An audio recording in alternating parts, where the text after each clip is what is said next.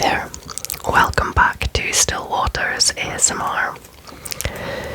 Today's video is one I was actually planning on doing back last year, but it never happened, and so I am going to be posting this on on what would have been Queen Elizabeth II's birthday, the 21st of April. And I think she would have been 97 or something like that, if I'm doing my maths correctly. So we're going to look through this Good Housekeeping Special Memories of Queen Elizabeth II brochure leaflet thing, booklet, and I'm also going to chat a bit about my thoughts about the Queen, and one of my somebody in the comments previously had asked for I think it was somebody who lived in America, was sort of curious about how us British people feel about the Queen, and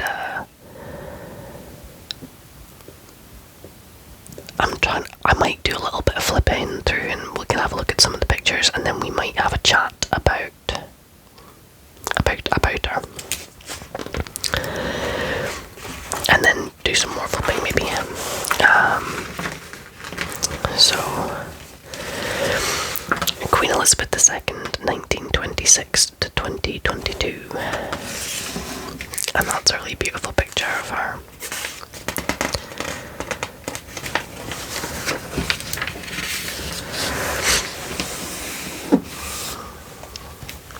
I'm not going to read all the articles, but we'll look at the pictures.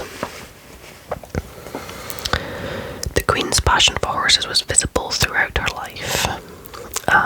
So this is Princess Elizabeth at the Dripping of the Colour in 1951. And then that one is at the Royal Windsor Horse Show in 2004. And then last year, not long before her death, a photograph taken to mark her 96th birthday. Yeah, so it'll be her 97th birthday. It would have been her 97th birthday this year. This is her with some of her family, her son, sort of the monarch, the former monarch, the now current monarch, next in the line, and the one after that.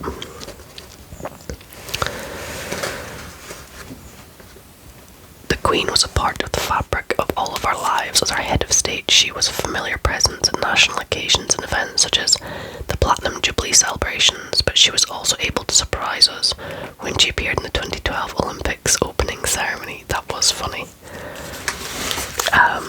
She did a segment of the 2012 opening ceremony for the Olympics with James Bond, where it looked like she'd jump out of a helicopter. That's how they'd made it look. The Queen, wise, gracious, and delightful. That's what they're calling her.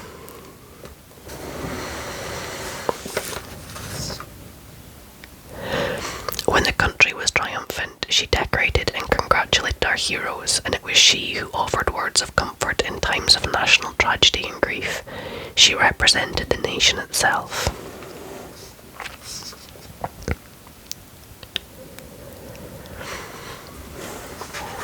Dripping of the Colour. Her and Prince Philip.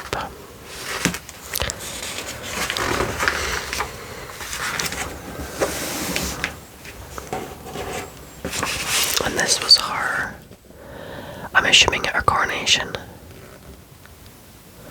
Yeah, that's her at her coronation. And her with her parents.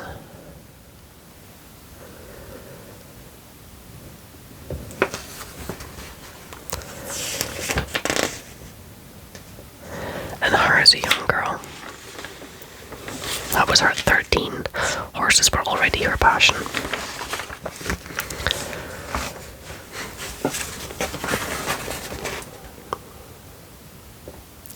So she was well known for her like kind of colourful outfits, often kind of pastel colours, kind of matching hat and jacket sort of type setup.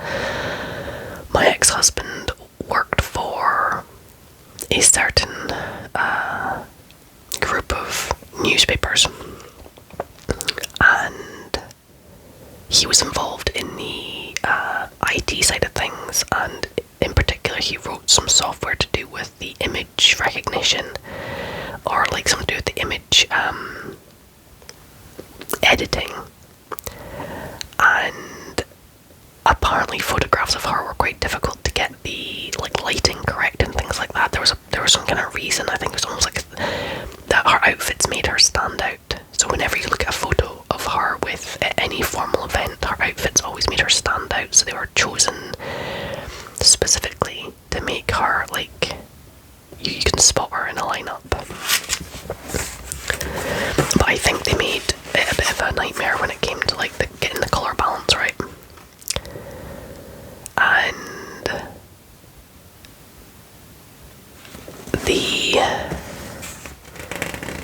I'm trying to decide how to go about this.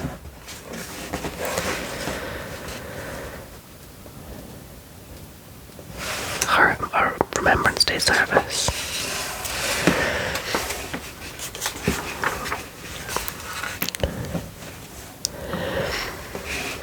Her as a little girl.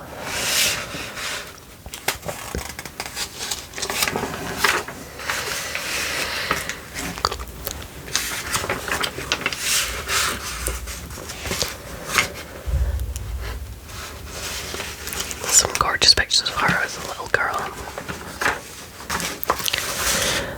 The princess became an excellent driver and mechanic and was promoted after just 5 months' service. At age 19, Princess Elizabeth joined the ATS Auxiliary Territorial Service. She was determined to do her bit for the war effort.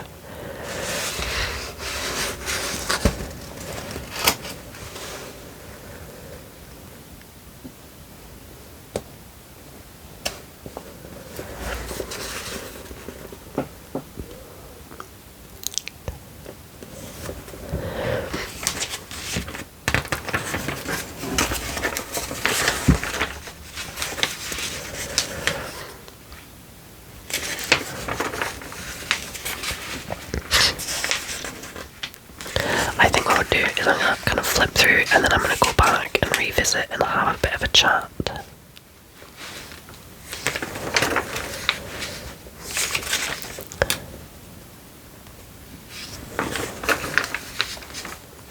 Oh, her and her corgis. She loved her dogs.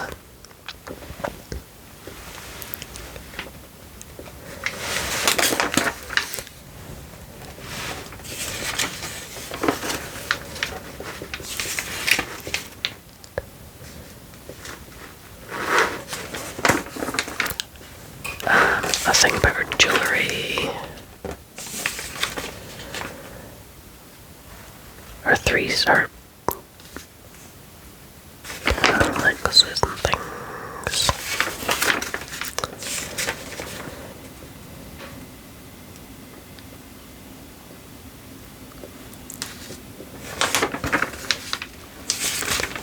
Kind of different Queen of Style.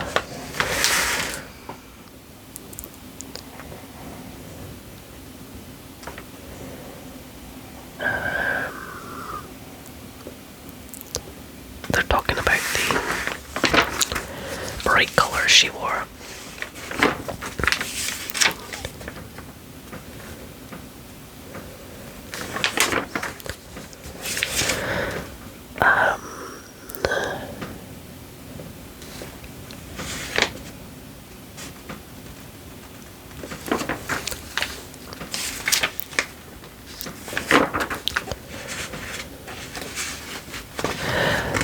So,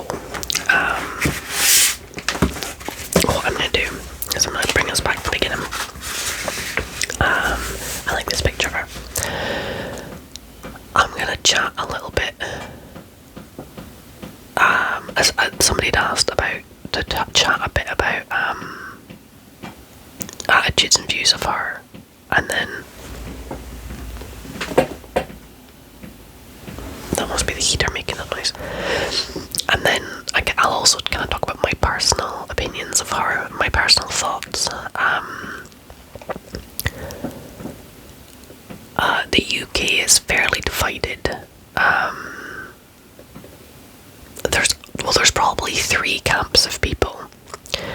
There's the people who don't actually spend a great deal of time thinking about the royal family, and they don't really care one way or the other. It doesn't really affect them on a daily basis, and they don't really care. Then there's the people who like the royal family, who feel it's good for tourism, and it's good for diplomacy, and it's good, it has its benefits. And then there's the camp of people who believe that the royal family as a concept is outdated and it should not exist. There's also conflicting information regarding the finances of the royal family. Some people believe that the royal family take money out of the public purse, like the taxpayer funds the royal family, whereas, as far as I'm aware, I could be wrong.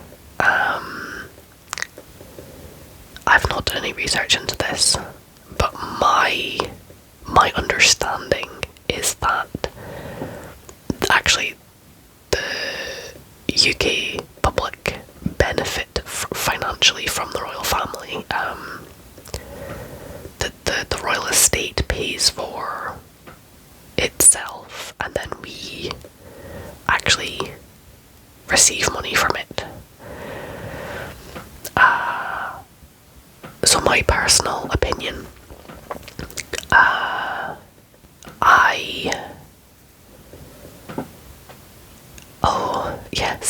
there's so many thoughts and so many things to discuss that I'm trying to think of like a logical way in which to do this, but maybe I should just ramble. The Queen reminds me of my grandmother, especially when you see photos of her like this, when you see her with her headscarf on and she'd have like a tweed skirt or something and welly boots. She reminds me of my granny, and because of that I can't help but love her.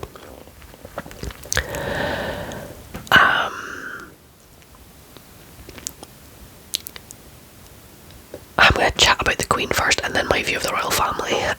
So the Queen, when she was born, she was not meant to be Queen, and circumstances outside of her control put her into that position where she discovered that that was going to be her path in life. I cannot imagine being told this is the role that you will have for the rest of your life. This is the job that you will have.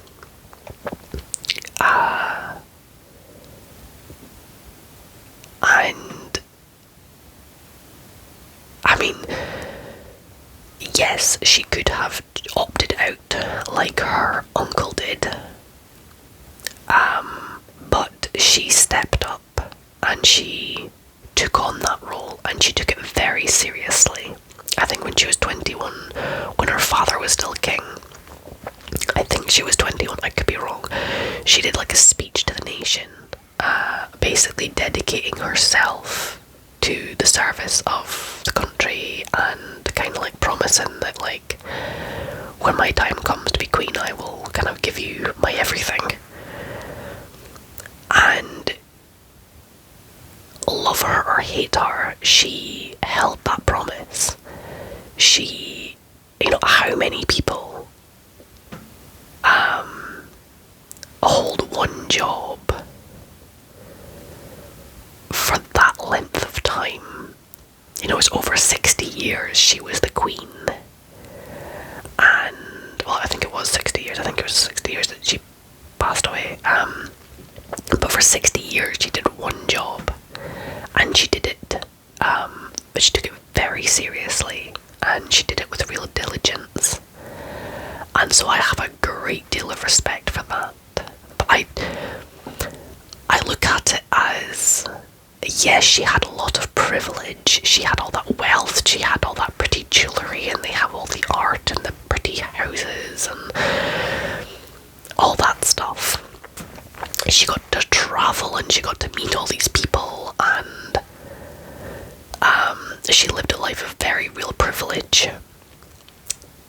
But I feel that she was always aware of her responsibility to us, the British people, and I believe she took that responsibility very seriously. She would get, every day she would get a bundle of papers from the government about current matters, and she would read them. She was kept herself, and here it was saying about her dad trained her up in constitutional history. So she prepared for the role of queen. She learned her stuff, and she stayed current with all the affairs of the country, all the politics, and she the prime ministers of her time had an incredible asset in the Queen, in somebody that they could go and talk to, who was a constant throughout history. For 60 years, she was a constant. She didn't have any direct power in how the country's run, but she was somebody that prime ministers could go to for advice, because she cared about the country, and she cared about the people of the, she cared about her people, and she had a great deal of useful knowledge about history and running a country and everything else. And so it was somebody that the prime ministers could go to for real, they could run things past her, and she would have complete discretion. She would not, if they discussed something with her, it went no further. So they could go to her with something and not have to worry about it, like, appearing in the press or something. And,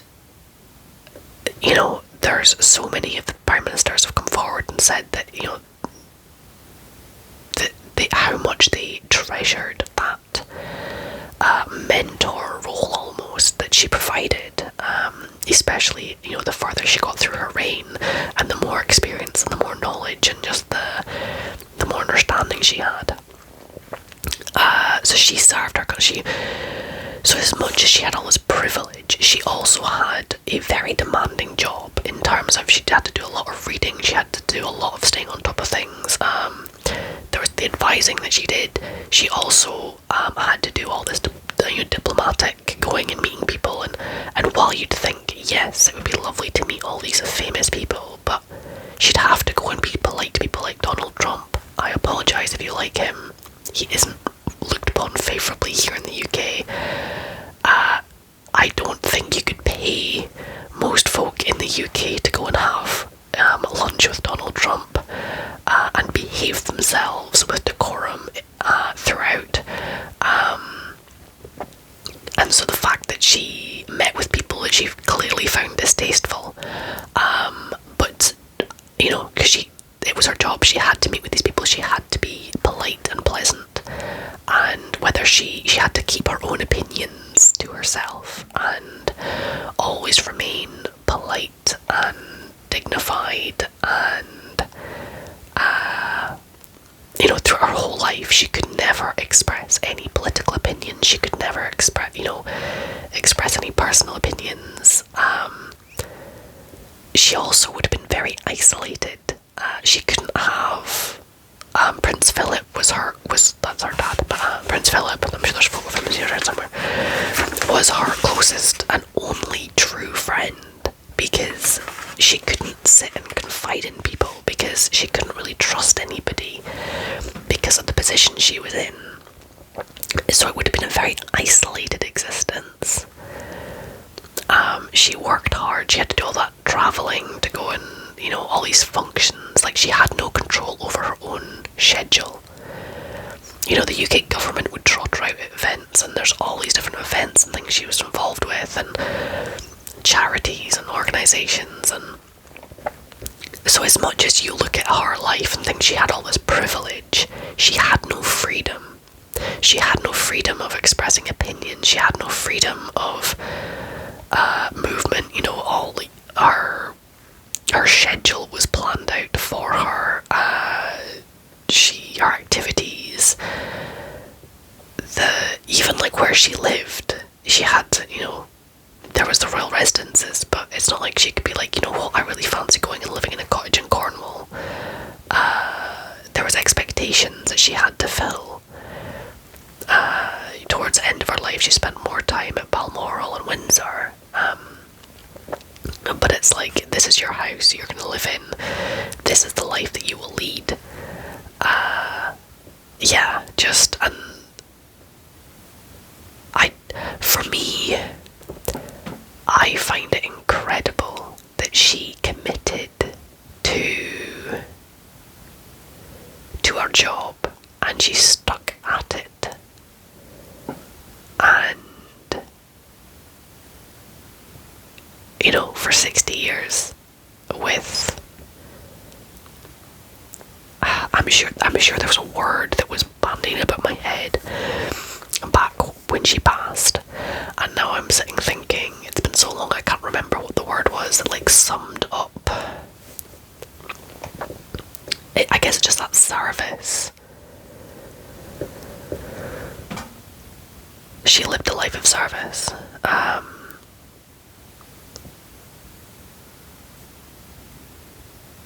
And when you think about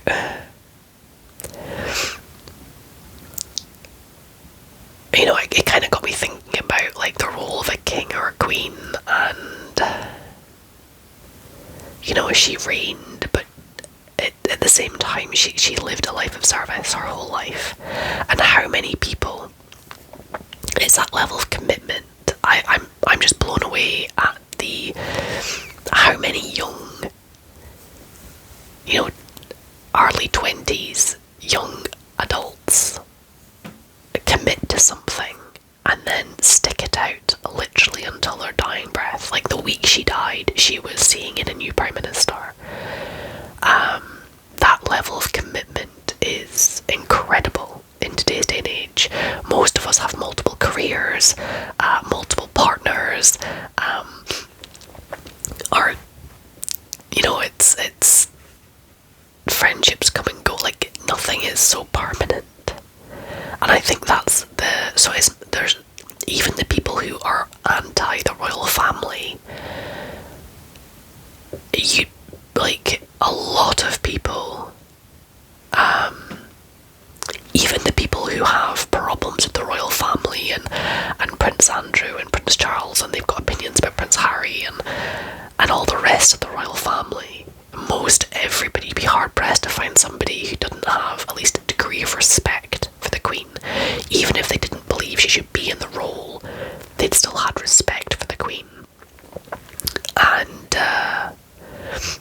for example, during the Blitz in World War II, when London was being bombed, she could have gone out of London and stayed somewhere safe. But she chose to stay in London, and she was working as an ambulance driver during the Blitz. You know, she wasn't hiding in safety. She was out on the streets when bombs were falling, like driving an ambulance. And that is incredible. She learned, you know, she was a qualified mechanic and drove herself every chance she got. So yeah, she was an incredible woman, and yeah, I also, I mean, I loved the Queen. I make no apologies for that. She was human, so she made errors in judgment, and she made mistakes. There's criticisms about the way she handled,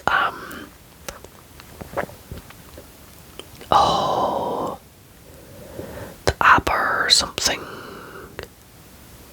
There was a disaster in Wales where a coal mine slid down and buried a primary school, and there was complaints that she took too long to go out and to see people, but she didn't want to be distracting from what was going on by turning up. So she was kind of like, damned if she did, damned if she didn't. But there was also, complaints about the whole way the Princess Diana thing was handled, and folks claimed the Queen had her killed and all this kind of stuff. She wasn't perfect. She was a human. Nobody's perfect. But by and large, she had real compassion for people. She held herself with dignity.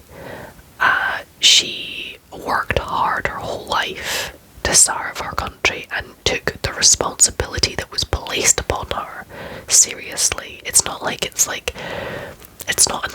she was chasing celebrity, or it's what she was born into, and it was like, this is the path you will take, and she stuck to it. And yeah, I have a great deal of respect for her. I also love her love of dogs and horses make me love her.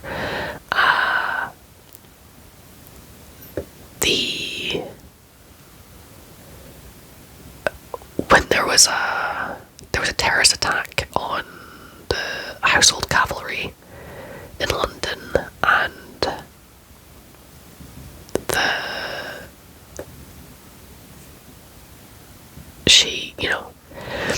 she was touched by tragedy. She lost family members to the real IRA. Maybe not the real IRA, maybe just the plain old IRA. But yeah, there was all sorts of stuff going on in her life. This is where I'm sitting thinking, am I getting my facts all muddled up? I may well get facts muddled up. As I said, I've not done any extensive reading, it's just from memory.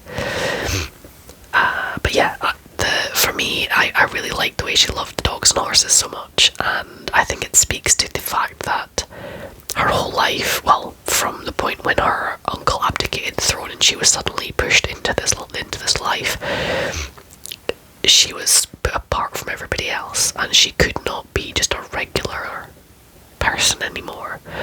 But when she was around animals, the animals wouldn't treat her any different. They wouldn't treat her special. She could tell them her secrets without having to worry about them, spilling them to anybody, and she could just be a regular person to them.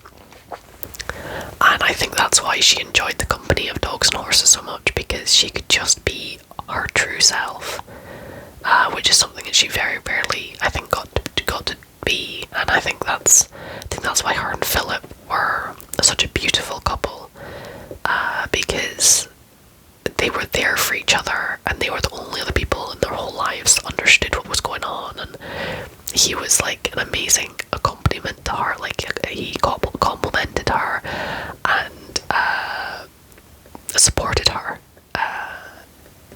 Not many men would be willing to play second fiddle, and he supported her throughout her life, right up to his dying day. And she was an incredible woman. She is sorely missed. She used to do the Christmas speech every year, which a lot of folk would tune into. We didn't have a TV, but a lot of folk, it was like a Christmas tradition that you watch the Queen's speech.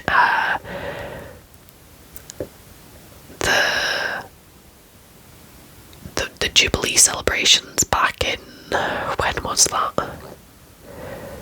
Was it like 2011 or 2012 or something? It must have been 2012. Were brilliant. They were fantastic.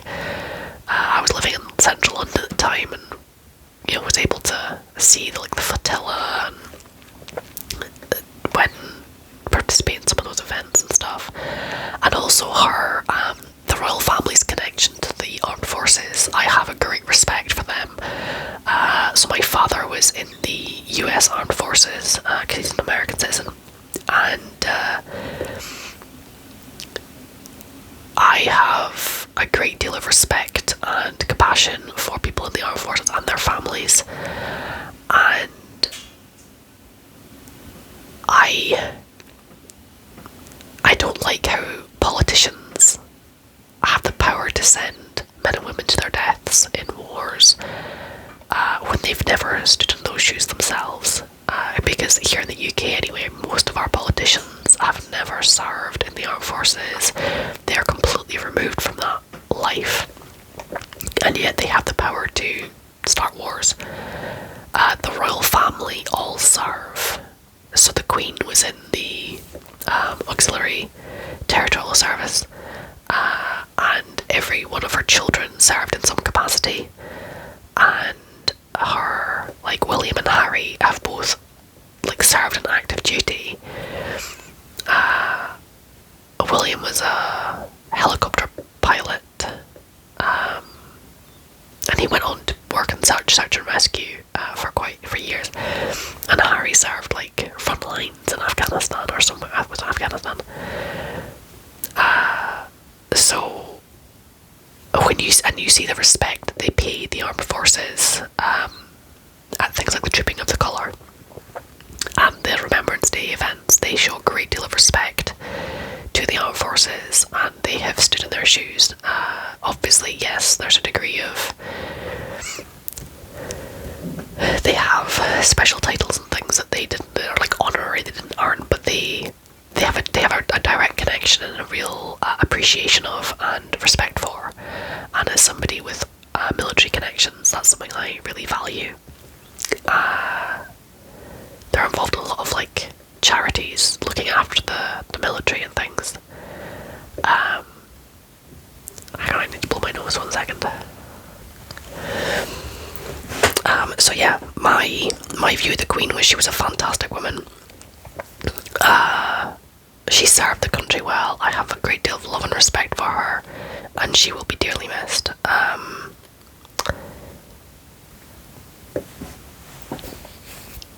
Just the grace and the dignity and the wisdom that she showed throughout her life. A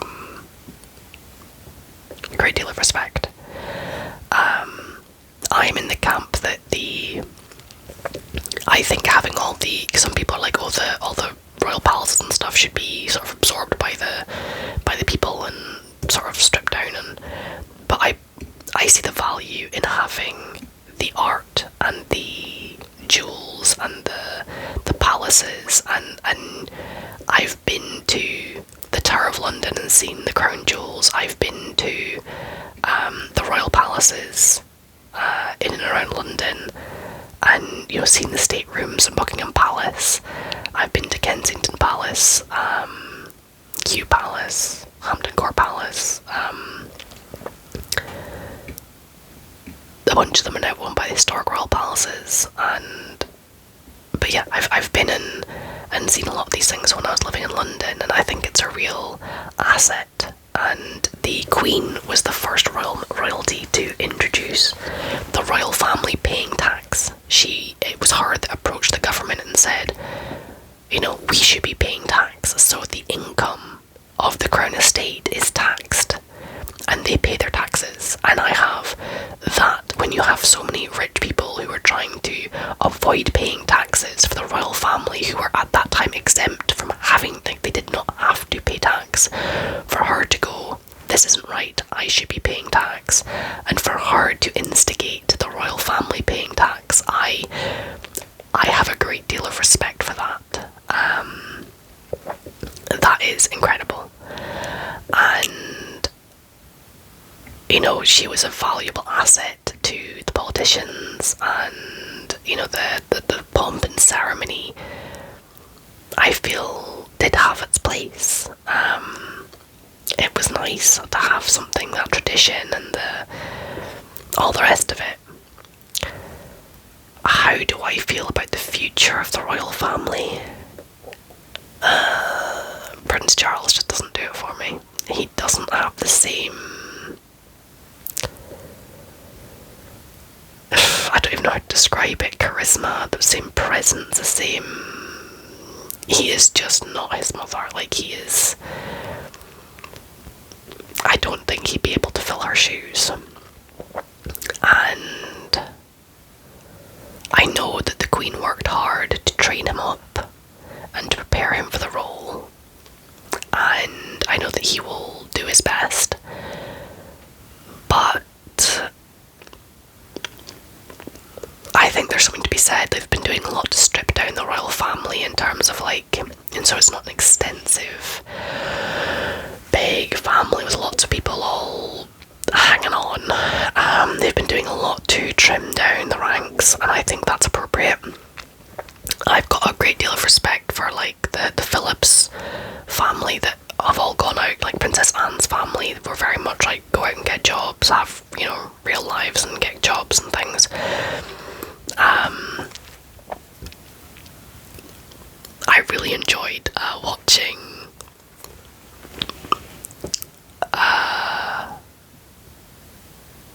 Mike Tyndall in I'm a Celebrity, Get Me Out of Here, and listening to him talking about things. That was brilliant. He was an awesome guy. That's Zara Phillips's husband, and yeah, it's that whole. There's obviously the scandal with Harry and Meghan, which I'm not going to get into in this video because that's not about the Queen. Well, you say partly it is, but anyway, I'm not getting into that in this video. But yeah, there's, now that the Queen has passed, I think public opinion is probably not like less in favour of the royal family. Like, she was what had a lot of people happy about the royal family because of who she was, and I think if the royal family had been in different hands, it maybe would have been gone already. And I think she is a big reason why we still have a royal family in this country, is because she did such a good job of it that a lot of people were happy to see her continuing. So yeah, that's the. As for the future of the royal family, I don't know. I would be open to seeing changes made and it being brought into modern, you know, continuing as it was. Maybe it isn't appropriate without the Queen. So yeah, that's kind of my take on it. As I said, some people are very pro the royal family, some people are very anti the royal family, and there's like a lot of folk in the middle who don't really care one way or the other, because at the end of the day, the royal family in the UK does not have any power, and they don't like do anything.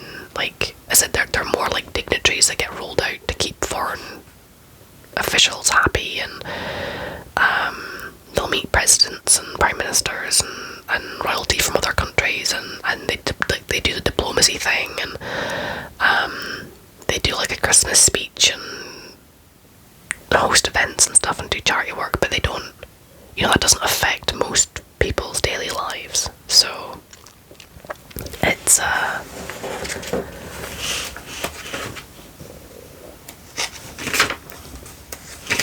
yeah, that's kind of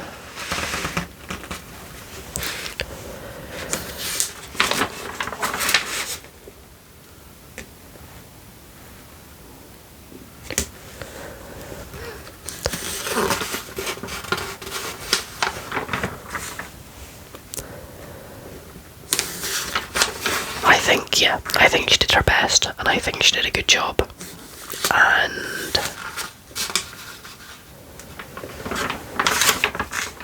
I'm very sad that she's gone, but she did good by her people, and that's kind of my lasting. She was a constant for a long time, and yeah. So I said I'll put this up on the anniversary of what would have been her birthday, and I don't think I have anything else really to add. Just I hope that you're all keeping well, and I guaranteed as soon as I end this video I'll think of like 20 other things I wanted to say, but I think that's like the main gist of it. And I hope you're all keeping well, and I will see you again sometime soon. Bye bye.